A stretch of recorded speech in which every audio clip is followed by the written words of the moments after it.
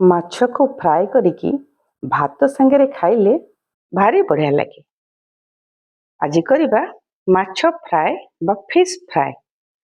Fees fry କରିବା ପାଇଁ ପ୍ରଥମେ ମୁଁ ମାଛ ନେଇଛି, ବଡ଼ ମାଛ। ରୋହି ମାଛ ନେଲେ ଛୋଟ ଛୋଟ ହେବ, ସେଥିପାଇଁ ଭାକୁର ମାଛ ମୋତେ ମିଳିଲା ବଡ଼ ସାଇଜ୍ର ମୁଁ ଆଣିଛି। ଭାକୁର ମାଛକୁ ଧୋଇକିରି ଭଲସେ ଆଗ ଲୁଣ ହଳଦୀ ଗୋଳେଇକି ରଖିଦେଇଛି। ତାପରେ ଗୋଟେ ମସଲା ତିଆରି କରିବା, ପେଷ୍ଟ ଯେଉଁଟାକି ଆମେ ତା ଦେହରେ କୋଟ୍ କରିବା। ସେଥିପାଇଁ ପ୍ରଥମେ ଅଦା, ରସୁଣ, ଲଙ୍କାର ଗୋଟେ ଛେଚା ବା ପେଷ୍ଟ, ତା ଦେହରେ ହଳଦୀ, ଲଙ୍କା ଗୁଣ୍ଡ, କାଶ୍ମୀରୀ ଚିଲି, ନାଲି ଲଙ୍କା ଗୁଣ୍ଡ, ଜିରା ପାଉଡର, ଧନିଆ ପାଉଡର, ଫିସ୍ ମସଲା ପକାନ୍ତୁ। ଯଦି ନାହିଁ ତାହେଲେ କରି ପାଉଡର ପକାଇ ଦିଅନ୍ତୁ, ନହେଲେ ଚିକେନ ମସଲା ପକାଇକିରି ଭଲସେ ଗୋଳେଇକିରି ତା ଦେହରେ ଟିକେ ରୋଷ୍ଟେଡ୍ ବେସନ, ମାନେ ବେସନକୁ ଟିକେ ନାକୁ ଭାଜି ଦେଇକି ତା ଦେହରେ ଆଡ଼୍ କରିଦେବେ। ତାକୁ ଗୋଳେଇକିରି ଭଲସେ ଗୋଟେ ପେଷ୍ଟ ତିଆରି କରିଦିଅନ୍ତୁ। ତାପରେ ସେଇ ପେଷ୍ଟକୁ ଆରାମସେ ମାଛର ଏପଟ ସେପଟ ଚାରିଆଡ଼େ ଭଲସେ କୋଟ୍ କରିଦିଅନ୍ତୁ, ଯେମିତି ମସଲା ପୁରା ମାଛର ସବୁଆଡ଼େ ଭଲସେ ଲାଗିଯିବ। ଲାଗିଗଲେ ହିଁ ସେଇଟା ସ୍ୱାଦିଆ ଲାଗିବ। ଭଲସେ କୋଟ୍ ହେଇଯିବ। ତାପରେ ଗ୍ୟାସ୍ରେ ପ୍ୟାନ୍ ବସେଇ ତେଲ ଗରମ କରିକି ସେଇ ମାଛକୁ ଗରମା ଗରମ ହାଇ ହିଟ୍ରେ ତେଲ ଦେହରେ ପକାନ୍ତୁ। ଆପଣଙ୍କୁ এই ଭିଡ଼ିଓଟି ଯଦି ଭଲ ଲାଗିଛି ତାହେଲେ ଲାଇକ୍, ସେୟାର ଆଉ ସବସ୍କ୍ରାଇବ୍ କରନ୍ତୁ। ଏହି ଫିସ୍ ଫ୍ରାଏ ସବୁବେଳେ ଫ୍ରେଶ୍ ମାଛରେ କରିବେ। ବାସି ମାଛରେ କଲେ ଭାଙ୍ଗିଯିବ, ତେଣୁ ସଜ ମାଛ ଯଦି ମିଳୁଛି ତା ଦେହରେ କଲେ ଭାରି ସ୍ୱାଦ ବି ଲାଗେ ଆଉ ବଢ଼ିଆ ବି ହେବ।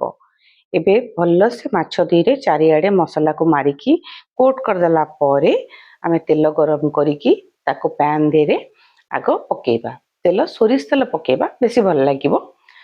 ସୋରିଷ ତେଲ ଗରମ ହେଇଗଲା ପରେ ହାଇ ହିଟ୍ରେ ପ୍ୟାନ୍ରେ ଆମେ ମାଛ ଯେତିକି ମାଛ ରଖିଛେ, ଯେତିକି ଆମର ପକାଇ ପାରିବା ସେ ଅନୁସାରେ ପକାଇକିରି ତାକୁ ଭଲସେ ଏପଟ ସେପଟ କରି ଭାଜିଦେବା। ଆଗ ଗୋଟେ ପଟ ପୁରା ଭଲସେ ଫ୍ରାଏ ହେଇଗଲା ପରେ ଆର ପଟକୁ ଓଲଟେଇ ଦେବା। ତାପରେ ଦେଖିବା ଆର ପଟ ବି ଭଲସେ ଏମିତି ଫ୍ରାଏ ହେଇଯିବ।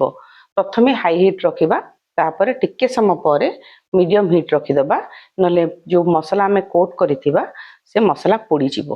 ଦେଖିବେ କେତେ ସୁନ୍ଦର ଭାବରେ ଭାଜି ହେଇଯାଇଛି, ଆଉ ରଙ୍ଗ ଏତେ ବଢ଼ିଆ ଦେଖାଯାଉଛି, ଆଉ ଖାଇବାକୁ ବି ସେମିତି ବଢ଼ିଆ ଲାଗିବ। ନିହାତି କରିକି ଦେଖନ୍ତୁ।